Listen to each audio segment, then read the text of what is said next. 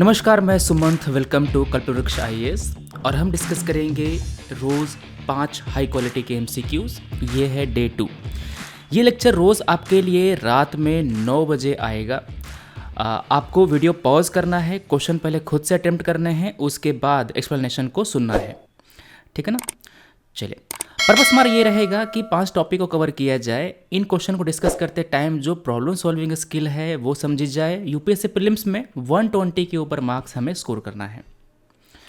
जो पहला सवाल है वो कह रहा है, which of the following can be found as pollutant in the radioactive waste in some part of India? Uranium, thorium, potassium, cobalt, dioxin. तो देखो, यूरेनियम, थोरियम एक बड़े पॉल्यूटेंट हैं रेडियो एक्टिव वेस्ट में, तो 1 और 2 तो पक्का है। आपने क्या किया, आपने यहाँ पर बी को एलिमिनेट कर दिया क्योंकि यहाँ पर 1 नहीं है, है ना। 1 और 2 यहाँ पर भी है, 1 2 यहाँ पर भी है, 1 2 यहाँ पर भी है। पोटेशियम भी आपको रेडियो एक्टिव वेस्ट में मिलता है, तो तीसरा सही है। यहाँ पर 3 नहीं है ना, ए में 3 नहीं है, तो आपने ए को एलिमिनेट कर दिया। 3 3 यहाँ पे है। अब देखो, 4 दोनों में है तो मेरे को 4 नहीं चेक करना, मेरे को केवल 5 चेक करना है। डाइऑक्सिन तब रिलीज करता है जब पीवीसी को जलाया जाता है। ये रेडियो एक्टिव वेस्ट में नहीं पाया जाता, इसीलिए आपका 5वां गलत हो गया, चौथा सही है। ये तो पता था ना, क्या आंसर आ गया? सी। तो आपने इस तरह से 5वें को एलिमिनेट करके अपना आंसर निकाल लिया। अच्छा, एक तो सवाल हो गया इस तरह का। आपसे सवाल पूछ सकता है यूपीएससी इस तरह से भी कि इनमें से कौन से वाटर पोल्यूटेंट पाए जाते हैं हमारे यहाँ, है ना। तो मतलब कौन कौन से केमिकल्स वाटर को पोल्यूट करते हैं, जो उन एरिया में वाटर को जो न्यूक्लियर पावर प्लांट के नज़दीक पाए जाते हैं। तो मतलब सवाल वही पूछना चाह रहा है कि आखिर न्यूक्लियर प्लांट से जो पोल्यूटेंट निकलता है वो कौन कौन से हैं। अगला सवाल है फ्लाई ऐश के बारे में। यहाँ पर कह रहा है कि which of the following are areas where fly ash can be deployed. कहाँ कहाँ फ्लाई ऐश को यूज़ कर सकते हैं। देखो, जो कोयला वाला पावर प्लांट होता है वहाँ पर जब कोयला जलता है तो जो राख होती है ना, राख उड़ता है। राख उड़ करके वो कुछ देर के बाद जम जाता है, बैठ जाता है, उसी को हम फ्लाई ऐश कहते हैं। तो फ्लाई ऐश का इस्तेमाल होता है सीमेंट इंडस्ट्री में, सीमेंट में मिक्स किया जाता है, तो ये बिल्डिंग के स्ट्रेंथ को बहुत ही बढ़िया से बढ़ाता है। फ्लाई ऐश जो होता है उसको आप यूज़ करके जो माइंस हैं ना, जैसे कि आपने खदान में मिनरल है वो निकाल लिया, वो माइन किसी काम की नहीं, उसको भरना है, तो माइन को भरने के लिए भी फ्लाई ऐश यूज़ कर सकते हैं। खेत में सॉइल का फर्टिलिटी इंप्रूव करने के लिए भी फ्लाई ऐश को यूज़ किया जाता है। तो fly ash can increase the crop yield also. तो पहला सही है, दूसरा सही है, तीसरा सही है। मगर यह फ्लाई ऐश जब पौधों की पत्तियों पर जमता है तो वहाँ पर जो प्रकाश संश्लेषण है, फोटोसिंथेसिस है ना, उसको कम कर देता है। It does not increase, it decreases the process. क्योंकि एक लेयर जम जाती है ना, जो पत्तियां होती हैं उस पर लेयर जम गई तो जो सनलाइट है वो पूरी तरह से पड़ेगी, उस पर नहीं पड़ पाएंगी। तो चौथा गलत हो गया। 1 2 और 3 करेक्ट है, सी करेक्ट आंसर है यहाँ पे। अगला सवाल है वाइल्ड लाइफ प्रोटेक्शन एक्ट के बारे में। हम करेंगे क्या, इन एमसीक्यूज के जरिए हमारे जो कुछ सदाबहार एक्ट हैं, जैसे कि wildlife protection act 1972, environment protection act 1986, biological diversity act हो गया, ठीक है ना, prevention of air pollution act, prevention of water pollution act, इन सब को हम लोग डिस्कस कर लेंगे ताकि कोई क्वेश्चन आए इन एक्ट पे वो हम कर लें। जैसे कि जो वाइल्ड लाइफ प्रोटेक्शन एक्ट है ना, इस पर सवाल पहले पूछ चुका है यूपीएससी कि अगर कोई पर्टिकुलर प्लांट स्पीसीज को रखा गया है शेड्यूल नंबर 6 में, इसका क्या मतलब है। तो वाइल्ड लाइफ प्रोटेक्शन एक्ट में 6 शेड्यूल पाए जाते हैं, 1 2 3 4 5 6। अगर छठे शेड्यूल में किसी प्लांट स्पीसीज को रखा गया है, इसका मतलब ये है कि उस प्लांट का कल्टीवेशन नहीं करना है। This plant can not be cultivated under any circumstance. यहाँ पर जो बी है वो सही रहेगा, ठीक है।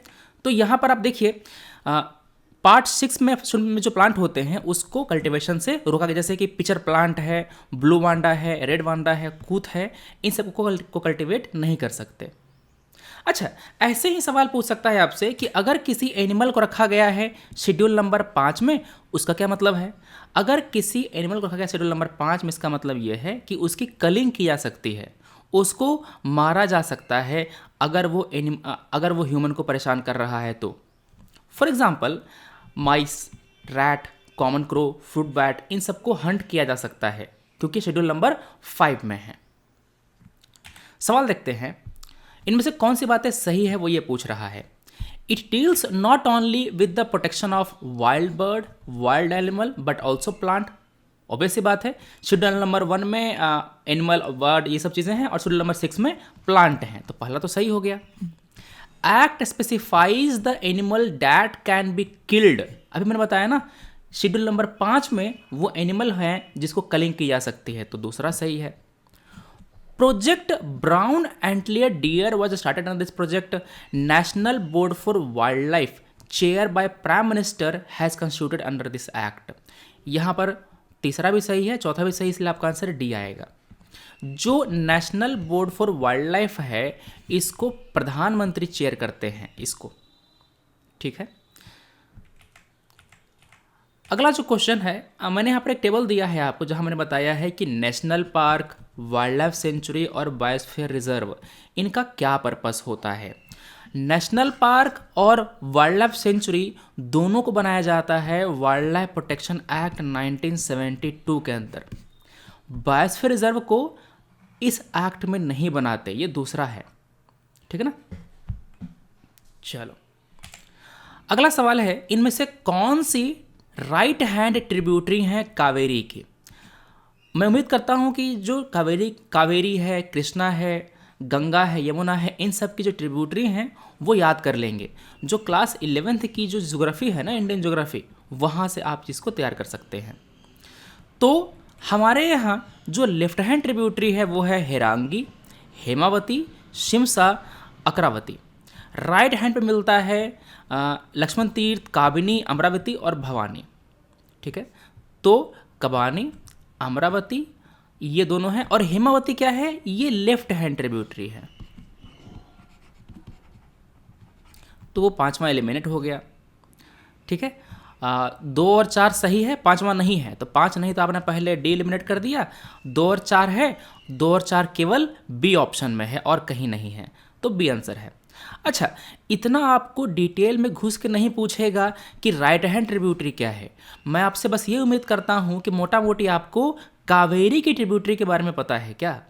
हेमावती, शिमसा, अमरावती, काबिनी, भवानी, ये 5 ट्रिब्यूटरी का नाम याद रखिएगा कि ये कावेरी की ट्रिब्यूटरी हैं, ठीक है ना। अगला जो क्वेश्चन है वो ये है कि इनमें से कौन से वोल्केनिक ओरिजिन के हैं। अंडमान निकोबार बे ऑफ बंगाल में है, ये वोल्केनिक ओरिजिन का है। लक्षद्वीप अरेबियन सी का है, ये कोरल आइलैंड है, ये कोरल आइलैंड है, तो दूसरा एलिमिनेट हो गया। डेक्कन ट्रैप, ये वोल्केनिक ओरिजिन का है। अरावली रेंज, ये पहले फोल्ड माउंटेन था। फोल्ड माउंटेन वोल्केनिज्म से नहीं बनता। फोल्ड माउंटेन तब बनता है जब 2 प्लेट टकराती हैं एक दूसरे से और वहाँ पर अपलिफ्टमेंट होता है। तो फोल्ड माउंटेन जो था ना, ये इरोड हो गया, वो अरावली रेंज है। तो अरावली रेंज वोल्केनिक ओरिजिन का नहीं है, तो चौथा गलत हो गया। 1 और 3 दोनों सही है, तो क्या आंसर आ गया, सी।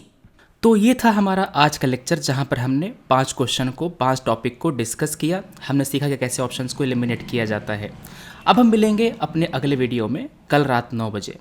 Thanks for watching, take care, जय हिंद।